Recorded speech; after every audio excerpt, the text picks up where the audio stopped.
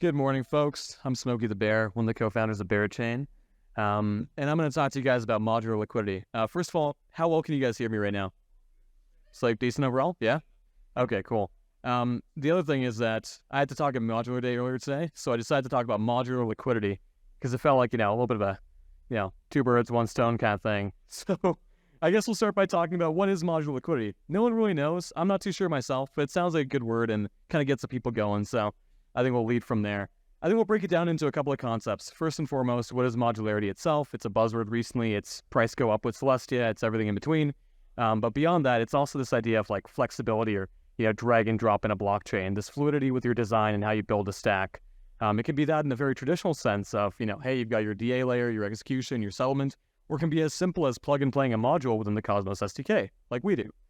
But beyond that, we actually think a lot about liquidity. Right, liquidity can be defined in so many different ways, but when we think about it, it's actually capital that's contributing to activity on a blockchain. In some ways, that can be part of a validator set, liquid staked, etc. In other ways, that can be capital that's actually living on the chain itself. It can take the form of ERC20 tokens, LPs, NFTs, ERC721s, 1155s, everything in between. But it's got to be doing stuff on the chain. So, we asked the biggest question of all, which is why the fuck is there a guy in a bear mask sitting over here or standing over here and talking to you about this? It's not an unreasonable one. And that's where we get to Berachain, because I'd be irresponsible if I wasn't here talking about liquidity and talking about Berachain in parallel. Berachain is a modular, EVM-compatible L1 built on top of the Cosmos SDK and powered by what we call proof of liquidity. Proof of liquidity is a civil resistance or consensus protocol that's meant to turn liquidity into a form of security without sacrificing it and use it to power applications that are building on top of the chain. In short, Berachain really helps to make liquidity flexible and fluid. So when we think about this, and we're at Liquidity Day, of course, it's how do you make liquidity do stuff? How do you actually get liquidity? We've seen a number of approaches recently, some more legal than others, but let's take the approach of, Blast and Manta. You've been able to get a whole bunch of relatively low risk, blue chip, opportunity cost reduced yield bearing assets in the form of, Lido ETH, Ondo USDC or USDY, etc., and use that to bootstrap a whole bunch of pre-launch TVL and a multisig. Cool. Works, very effective. The next thing that you can do, and this is perhaps a little bit more about how we think about building an ecosystem, is this B2B2C approach of building a whole bunch of different nodes or applications that can actually fulfill what I think about as the next million or next billion users mean, right? I think we talk a lot about onboarding people into the space. I think one of the biggest issues that we face nowadays is that there isn't really that much in crypto that people want to use that they can uniquely access.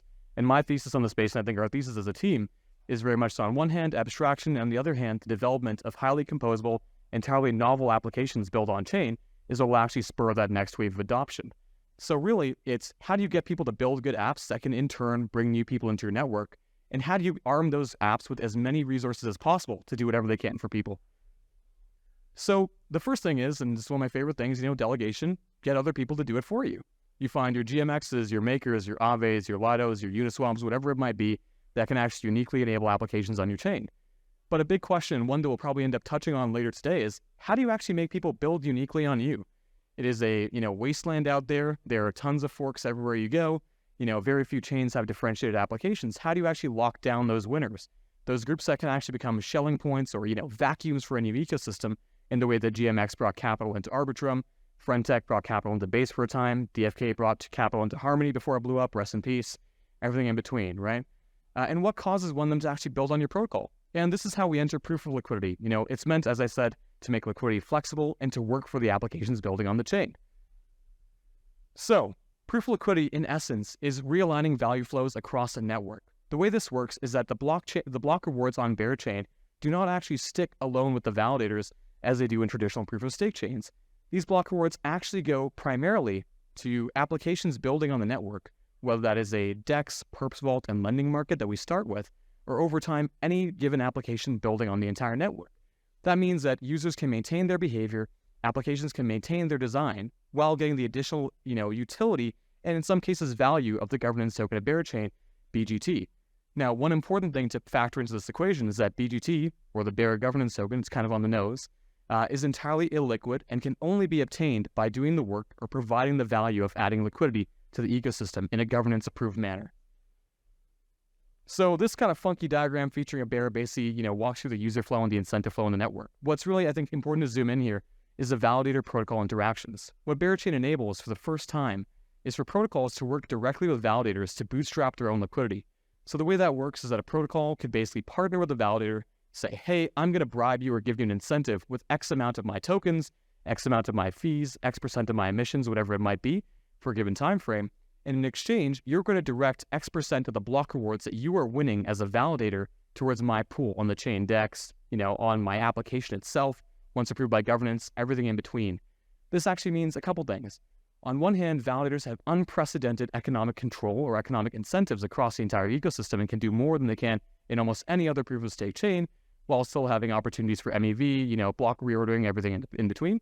And protocols can actually work closely with these validators to give, users who are using them not just emissions in the form of their own tokens or their own fees, but that of effectively the, staking and eventually turning into gas token of a whole blockchain network.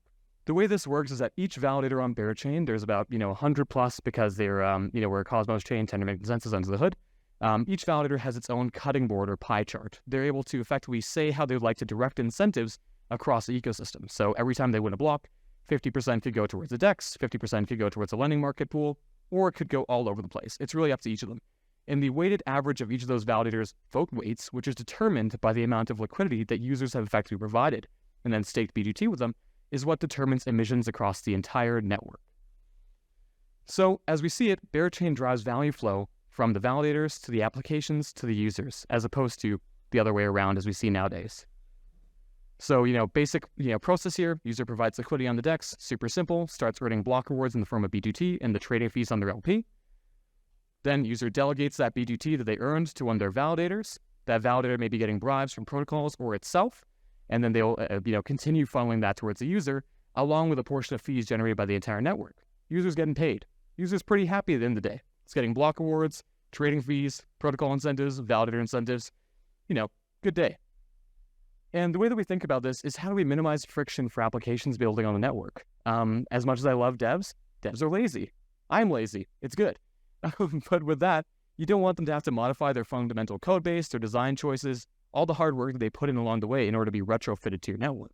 So as we see it, the whole idea of proof of liquidity is to allow any form of value to plug into POL such that, an application can be powered by a chain, whether it's a Uni v3 style LP, an NFT AMM, a marketplace, a social fly platform, anything in the middle.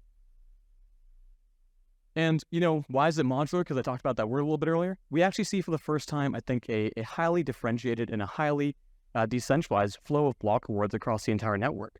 Liquidity is kind of like rivers, right? It goes to all these different pools, all these different applications, a number of which will inevitably end up integrating, involving each other, right? So the whole idea here is that the block rewards have more, I'd say, flexibility than we've seen in any other network to date.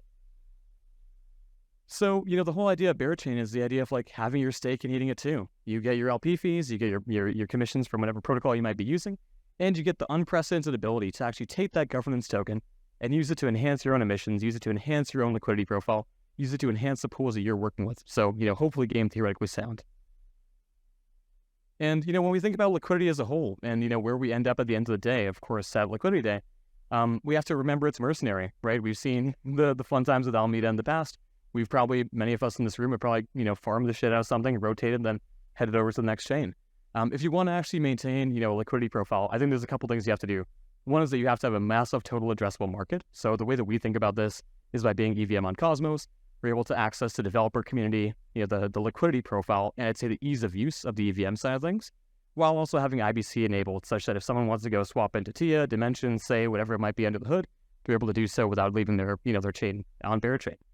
And beyond that, you also have to build applications or encourage the building of applications that have highly differentiated use cases. And the way that we see ourselves as a chain is effectively ending up with a few different win conditions, and it could be one of the three or all of them and a combination of the above.